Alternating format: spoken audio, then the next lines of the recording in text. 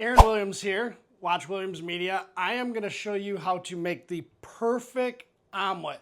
Whether it's duck eggs, which is what I got here today, or whether it's chicken eggs. It doesn't matter, but this is the ingredients to making the perfect omelet. And a lot of it has to do with timing.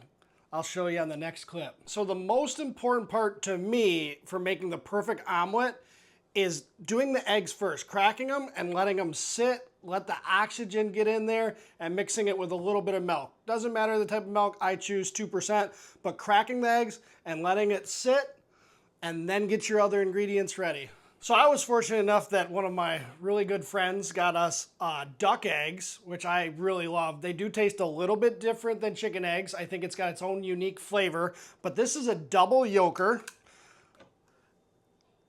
And for some reason in duck eggs, the yolk takes forever to come out of the shell. So you might gotta wait a little bit with the duck egg. But it's a little bit more of a orangish color yolk, but it's delicious. And this is a single yolk duck egg. Oh, look at that waterfall. Whew, look at that. Still oozing out of there.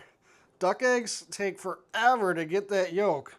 That's okay. Ooh, slimy. Ew! Now let's do this one. And the shell is a lot harder in a duck egg too. Oh my goodness! Fail. That's okay. It adds to the perfect omelet when you eat it. The taste, flavors of goodness. And next up, we're gonna put a little bit of milk in there. Just a little splash, not a whole lot. A little splash. And then what we do, we take a fork and we mix it. Can I do it? Yes, you can do it. You want to help? Yeah. We mix it, and it's especially tastier if you have your children help mix it. All right? Yeah. You're doing a great job, buddy. Yeah. Is that a duck egg? Yeah. There's 4 of them in there, 4 yolks. Lots of protein. All right, whip it, whip it, whip it. And then we let that sit for 3, 4, 5 minutes, however long that you feel is right. I always say the longer the better. Done. So after you're done kind of whisking the eggs and milk together, I love to put slap ya mama, a little bit of splash in there for a little seasoning. Gives it a little extra flavor, a little bit more salt. I feel like when you cook it, it cooks a lot of it out, but it also just kind of marinates all together. But again, if you can see, look at that beautiful yolk. Ooh. And then next is, this is all preference based, but for me, to make the perfect omelet, I like having a little tomato. It gets a little bit more moist. It's not a dry omelet. I like onions. This one is a white onion. And then I love honey ham. It just gives it a little bit more sweetness. Again, there's a lot of different hams out there in the world, a lot of different onions, a lot of different type of tomatoes. But to me, these are, I like the little strawberry tomatoes, or the cherry tomatoes, sorry about that. These are really good. And honey ham. And then once I start cooking the omelet, I blend it all together. All right, for heat of your omelet, that's really important. You don't want it to cook too hot, too cool. I like it a little bit above medium heat, and then I spray a little oil just so it doesn't stick. And then for when I do the flip of the omelet, makes it a little bit easier. Non-sticking pan is really helpful too. Magical moment, the duck egg going in the pan. Look at that. It's like the V-Friend Blood Moon comic book. Beautiful. Now we're gonna let that kind of sit, let it simmer a little bit, and boom, then we're gonna put the other stuff in there. Look at that, bubbling. We're almost to the point where we put on all the fixins. I like to take my little spatula, kind of feel the edges so that it's a little bit looser. So now I'm gonna put on my fixins.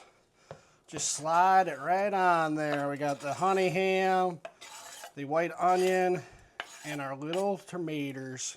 And I like to kind of evenly spread it around. We're starting to get there. I like to take the non-sticking and just kind of work it and flip it over and kind of press it into each other. Look at that perfect fold.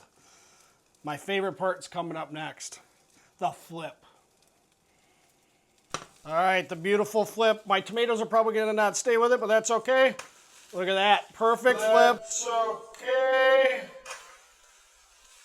Look at that. Perfect flip for the perfect omelet. Ooh, she's sizzling. Next, we're gonna be putting on some cheese, salt and pepper. Next up, you're adding the cheese so that it melts on top. I like different types of cheese. I don't have a preference, but when you live in the state of Wisconsin, you got lots of variety. But today I got the Sargento Taco, shredded with Kobe Jack, cheddar, and then the Four Seasons. Just because I want to use this one up, so I'm going to put that on top. Kind of mix it on there. Then this is a little bit heavier duty cheese, so it'll give it a nice little flavor. And I let that sit on there for just a little bit till I see that it's fully melted in. Then I'm gonna put a little bit of salt and pepper. A little salt, a little pepper. I'm just gonna let that cook, and then it's going on my plate. And now that we've cooked it to perfection, we bring it to the dinner table. If you can see how beautiful that is. Presentation is everything as well for the perfect omelet. I really like different types of flavor. So I like Cholula. There's other hot sauces out there. This green sauce right here, it gives it a little bit more of a, it's a little bit hotter. So if you're not into the hot stuff, you don't need to add this, but I prefer it. So I like a little Cholula kind of drizzled in there. Couple drops all over, makes it even look prettier. Be a little artist. And then this, you don't want to put as much. Little drop, little drop, little drop, little drop, little drop. Whew.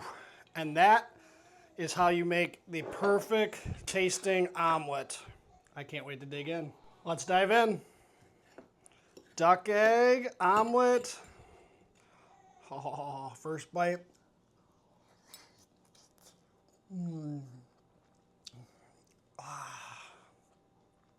Thank you guys for watching how to make the perfect omelet.